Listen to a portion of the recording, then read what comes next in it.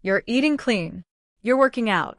You're doing everything right, and that belly fat is still sitting there like it pays rent. If you're a Black woman, I need you to hear this. It is not your fault. Your body isn't broken.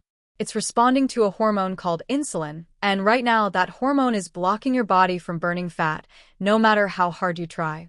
Today I'm going to show you 4 simple phases to lower insulin, flip that fat-burning switch, and finally target that stubborn visceral fat. Stay with me through phase 4. It's the one most people skip, and it's the one that changes everything. Here's the thing most diet advice gets wrong. It treats everybody the same. Cut calories, do more cardio, eat 6 small meals a day. And a lot of Black women follow that advice perfectly and still don't see their bellies shrink. That's because the problem isn't just calories. It's about how your body decides where to store energy. Black women tend to have higher insulin resistance. That means your body needs more insulin to do the same job, and more insulin means more fat storage, especially in the belly and hips. But here's the good news. Insulin is a hormone, and hormones respond to behavior. When you understand how to speak your body's language, you stop working against it and start working with it. Let's get into the 4 phases.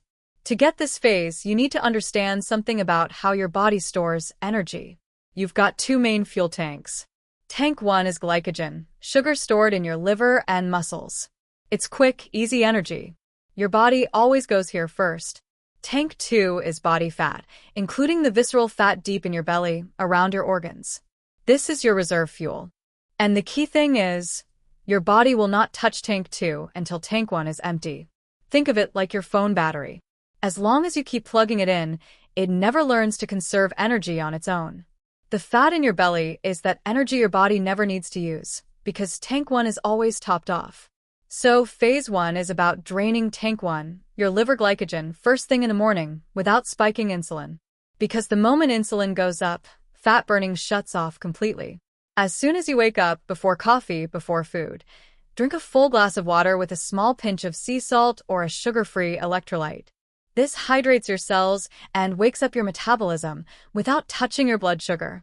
Then do 20 to 30 minutes of light movement while fasted. A walk around the block. A gentle yoga flow. A slow bike ride. Nothing intense. This isn't the time to crush a workout. You want steady, low-effort movement that burns through that liver glycogen without triggering a stress response. When you do this consistently, your body starts waking up already in fat-burning mode. And for Black women who carry more visceral fat due to insulin resistance, this morning reset can make a noticeable difference within the first week. Phase 2 is about what happens when you eat, specifically, how to stop your insulin from spiking too high after a meal. Here's what normally happens. You eat, your body breaks food down into glucose. That glucose hits your bloodstream, and your pancreas pumps out insulin to deal with it. For someone with insulin resistance, that spike is bigger and lasts longer. And while insulin is elevated, your body is in full storage mode. It is not burning fat. Now here's where apple cider vinegar comes in. The acetic acid in vinegar does something really smart. It slows down the enzymes that break carbohydrates into sugar in your small intestine, so glucose enters your bloodstream more slowly instead of all at once. It improves how well your muscles respond to insulin, so the glucose your body does absorb goes to your muscles as energy instead of getting packed away as fat. It lowers your post-meal blood sugar spike, which is one of the biggest drivers of belly fat in women with insulin resistance. The protocol is simple. Mix 1 tablespoon of raw apple cider vinegar into a full glass of water. Drink it 5 to 10 minutes before your main meal, lunch, or dinner. 2 quick notes. Always dilute it. Never drink vinegar straight. It can damage your tooth enamel and irritate your throat. And if you have acid reflux or a sensitive stomach, check with your doctor first. This is one of the lowest effort, highest impact habits you can add to your routine. A glass of water with vinegar, 5 minutes before you eat. That's it. Phase 3 is what I call the fiber shield, and it works on a really elegant principle. Certain types of fiber, specifically viscous fiber like psyllium husk, chia seeds, and flaxseed, form a thick gel when they hit water in your gut. And that gel acts like a physical barrier between the carbohydrates in your meal and the wall of your intestine. Translation: sugar gets absorbed way more slowly.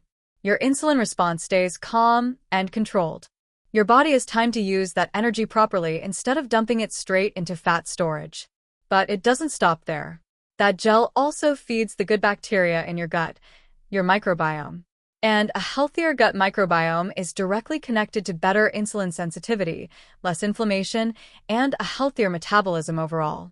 On top of that, viscous fiber triggers the release of two satiety hormones, GLP-1 and PYY. These are the same hormones that some of the most popular weight loss medications on the market try to mimic. You can activate them naturally just by how you structure your meals. Start every main meal with fiber first. A side salad, steamed vegetables, or a small glass of water with a teaspoon of psyllium husk stirred in. Then eat your protein. Then your carbs last. The order matters.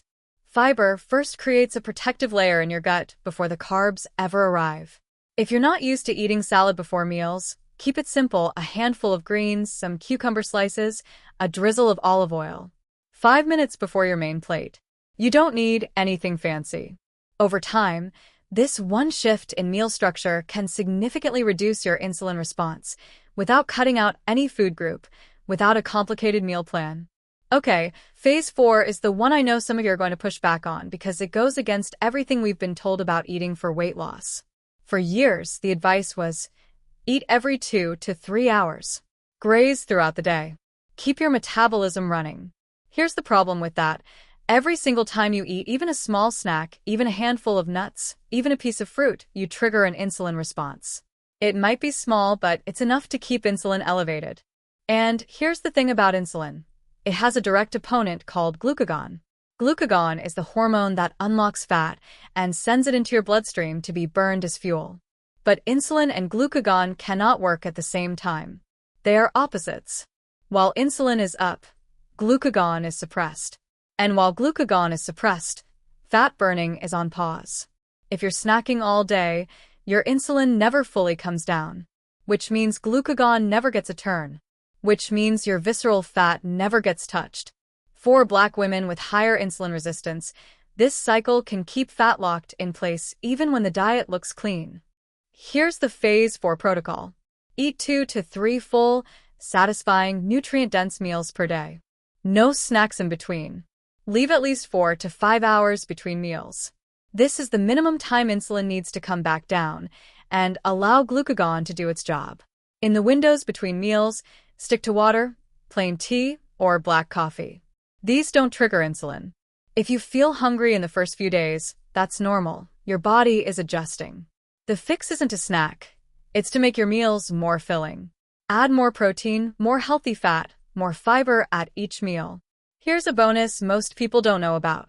When your digestive system gets a long enough break between meals, it runs a process called the migrating motor complex, basically a natural cleanse wave that sweeps through your small intestine. This process only happens when you're not eating. It's linked to better gut health, lower inflammation, and improved insulin sensitivity over time. Fewer meals, more space between them, more complete and satisfying when you do eat. That's the reset. Let's bring it all together. Phase 1. Drain your liver glycogen with fasted morning movement. Open the door to fat burning before you even eat. Phase 2. Use diluted apple cider vinegar before meals to calm your insulin spike and redirect energy to your muscles. Phase 3. Build a fiber shield at the start of every meal to protect your body from blood sugar spikes. Phase 4. Reset your meal frequency, space your meals, cut the snacking, and give glucagon room to work. These 4 phases work together. You don't need to do them all perfectly on day 1. Start with 1. Build the habit. Then, add the next.